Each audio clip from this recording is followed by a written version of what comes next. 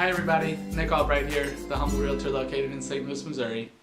Having recently gone through the loan application process, I realized there's some things that aren't really related to your home that can actually stop you from completing the loan application.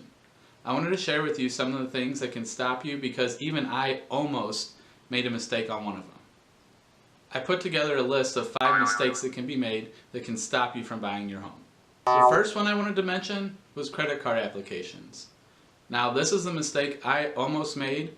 It's exciting buying your new home and you want to go out and you want to buy furniture or tools or appliances, things like that, to make your new house your home.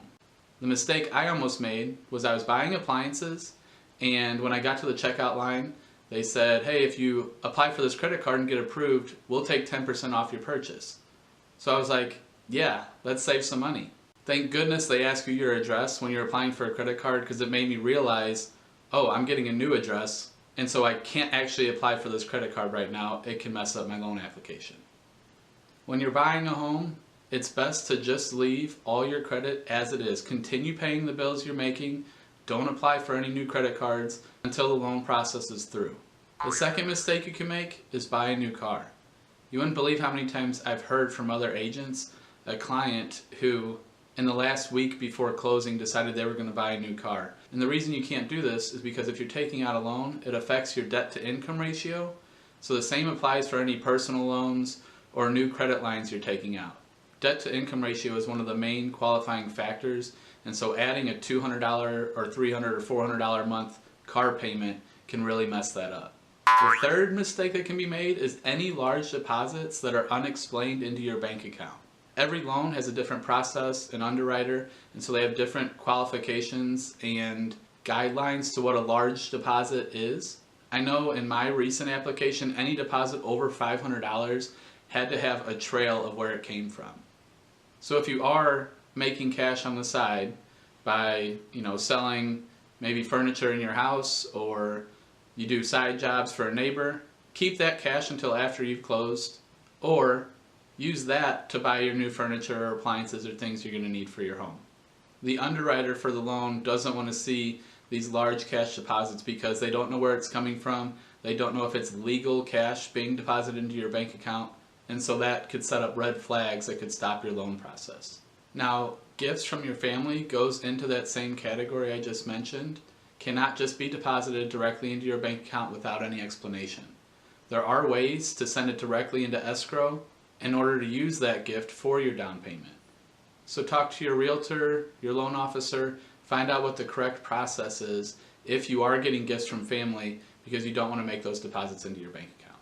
The fourth thing I wanted to mention may sound obvious, but it's quitting a job. Many people, like myself, may have a different source of income. Whether it's big or small, it's probably included in your tax returns in the last 2 years, which is something that your underwriter asks for. And if it's part of your qualifying income and you stop that because you may not necessarily feel like you need it, it can mess with your debt to income ratio again.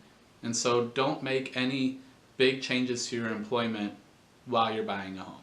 Once you get an accepted contract, there are going to be a list of documents your lender and underwriter ask you for.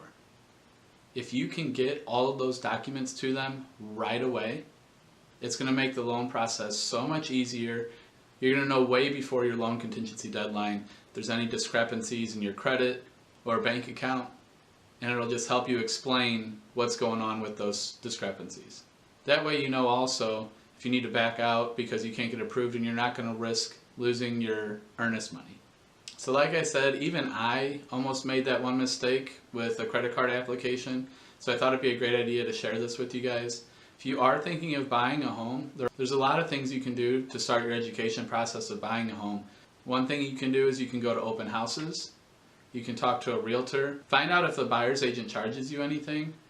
I personally don't, but there are buyer's agents who do charge a fee. So it's important to know up front if that's going to be included.